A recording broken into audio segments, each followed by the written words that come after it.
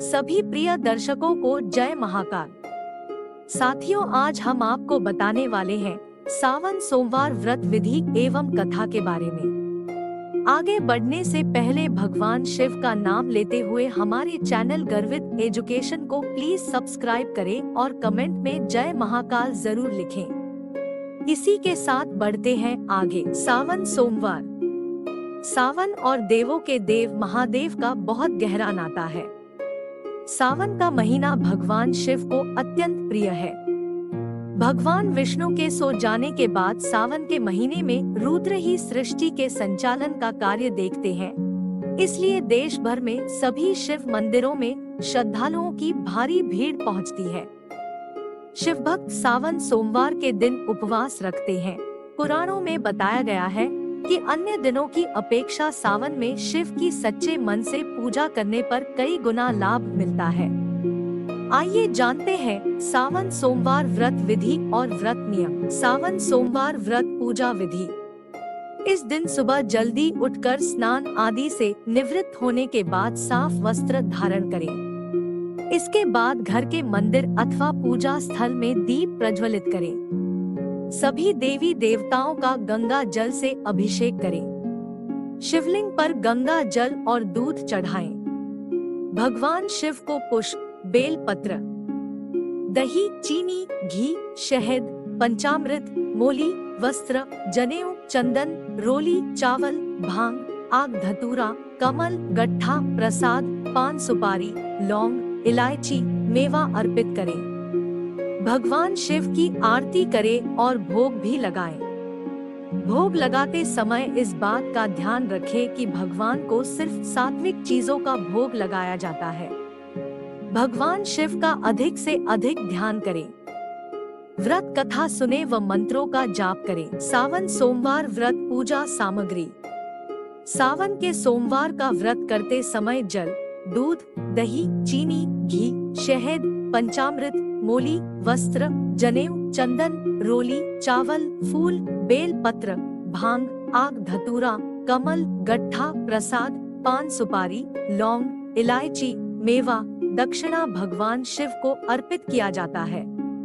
इस दिन धूप दीपक जलाकर कपूर से महादेव की आरती उतारे और शिव जी के मंत्रों का जाप करे, साथ ही व्रत कथा का रसपान करें। सावन सोमवार के नियम।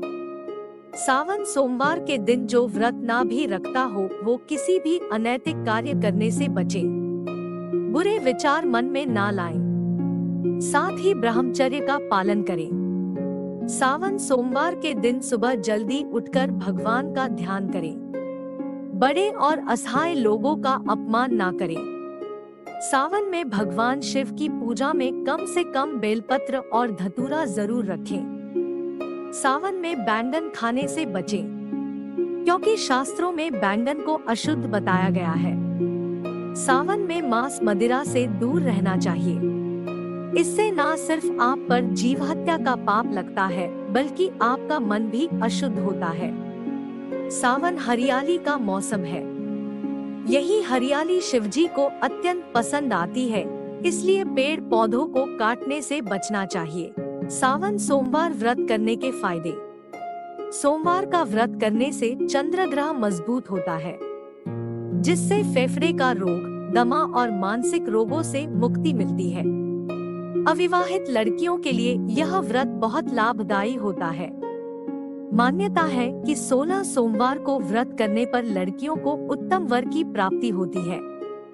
साथ ही चंद्र ग्रह के मजबूत होने से व्यवसाय व नौकरी से संबंधित समस्या दूर होती है। पुराणों में बताया गया है कि जो भी भक्त सच्चे मन से सावन सोमवार में शिवजी की पूजा करता है, उसे शिवलोक की प्राप्ति होती है। साथ ही उसके सभी पाप नष्ट हो जाते हैं। शिवजी आपके सभी संकटों को दूर करके जीवन में आनंद भर देते हैं। सावन सोमवार व्रत की कथा। एक बार की बात है, किसी नगर में एक साहूकार रहता था, जिसके घर में धन की तो कभी कमी नहीं हुई, लेकिन संतान सुख से वह वंचित था और इसके कारण वह निरंतर परेशान भी रहता था। संतान प्राप्ति का फल प्राप्त करने के लिए वह प्रत्येक सोमवार व्रत धारण करता था। पूरी भक्ति के साथ इस दिन शिव मंदिर जाया करता था एवं भोलेनाथ और माता पार्वती की पूरी श्रद्धा से पूजा करता था। इसकी भक्ति से माता गौरी ने प्रसन्न होकर साहूकार की मनोकामना पूर्ण करने के लिए शिव जी के पास अर्जी लगाई। पार्वती जी के आग्रह से भोलेनाथ ने कहा कि हे पार्वती, इस जगत में हर व्यक्ति को उसके कर्म के आधार पर फल की प्राप्ति होती है तथा जिसकी किस्मत में जो लिखा है उसे सहना पड़ता है। इसके बाद भी माता पार्वती ने साहूकार की भक्ति को स्वीकारते हुए उसकी इच्छा पूर्ण करने के लिए फिर से उनसे कहा। ऐसा करने से शिव जी साहूकार को पुत्र प्राप्ति का वरदान तो दे दिए, परंतु साथ में यह भी कहा कि उस बालक की आयु सिर्फ 12 साल तक ही होगी। भगवान शिव और माता गौरी के संपूर्ण वार्तालाप साहूकार सुन रहा था, जिसे सुनने के बाद ना तो वह खुश हुआ और ना ही दुखी। आता वह जैसे शिव की आराधना करता था उसी प्रकार बस करता रहा। कुछ दिनों बाद साहूकार के घर एक पुत्र का जन्म हुआ और जब उस बालक का उम्र 11 साल हुआ तो उसे अध्ययन के लिए काशी भेज दिया गया। साहूकार ने अपने पुत्र के मामा को बुलाया और उसे ढेर धन देकर कहा, तुम इसे शिक्षा प्राप्ति के लिए काशी विद्यापीठ ले जाओ और रास्ते में यज्ञ कराते हुए जाना। इसके साथ ही यह भी ध्यान रखना कि जहाँ भी यज्ञ कराओगे वहाँ ब्राह्मण भोज कराकर दक्षिणा जरूर देना। इसी शर्तों के साथ दोनों मामा भांजे काशी की तरफ निकल पड़े। उसी मार्ग में एक नगर पड़ा जहाँ किसी राजकुमारी का विवाह था, परंतु जिस राजकुमार से उसका विवाह होने जा रहा था वह एक आंख से अंधा था, जिसके बारे में राजकुमारी और उसके परिवार वाले नहीं जान रहे थे, क्योंकि राजकुमार के पिता ने अपने पुत्र के काना होने की बात को छुपाए रखा था और बात छिपाने के लिए कोई चाल सोच रहा था।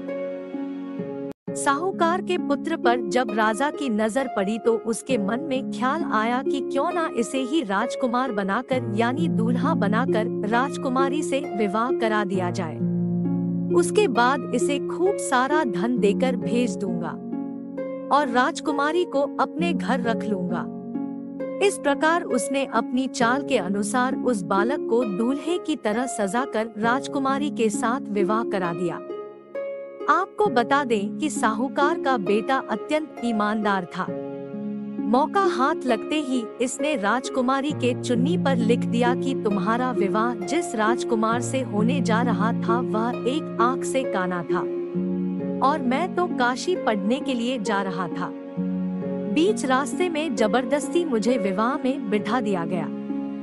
इस तरह राजकुमारी ने चुन्नी पर लिखी पूरी बात को अपने माता पिता के सामने रखा तो राजा ने अपनी पुत्री को विदा न करने का फैसला लिया। एक और साहूकार का पुत्र और उसका मामा काशी पहुंचकर यज्ञ का आयोजन किया। जिस दिन साहूकार के बालक की आयु 12 वर्ष की हुई, यज्ञ उसी दिन आयोजित किया गया था। हालांकि लड़के ने अपने मामा से कहा कि मेरी तबीयत कुछ ठीक नहीं लग रही। मामा ने तुरंत उसे कहा, तुम अंदर जाओ और सो जाओ। शिव जी की वरदान और शर्त के अनुसार कुछ ही देर के बाद उस बालक ने अपने प्राण त्याग दिए। भांजे को मृत देखकर मामा की विलाप शुरू हो गई। संयोग ऐसा था कि उसी क्षण माता पार्वती और भगवान शिव उधर से गुजर रहे थे।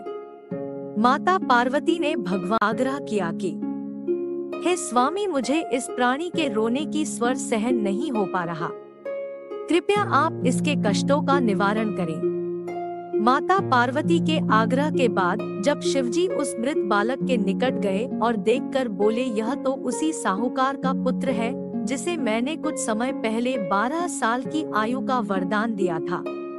अब तो इसने 12 वर्ष की जिंदगी जी ली है।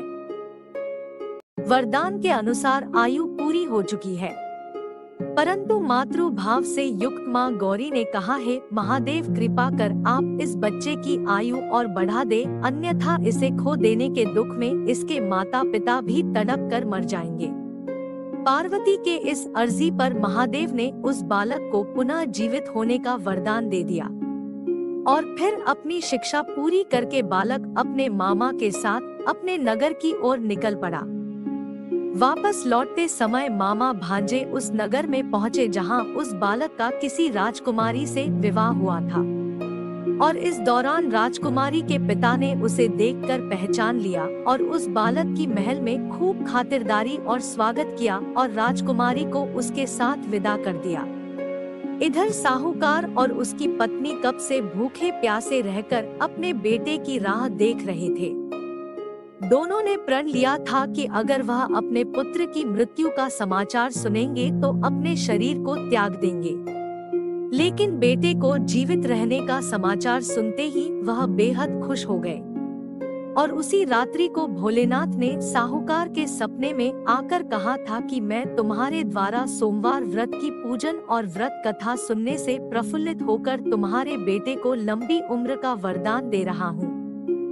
इसी प्रकार सोमवार का व्रत जो कोई भी धारण करता है या कथा सुनता है तो उस व्यक्ति की मनोकामना पूर्ण होती है, साथ ही उसके कष्टों का निवारण भी हो जाता है।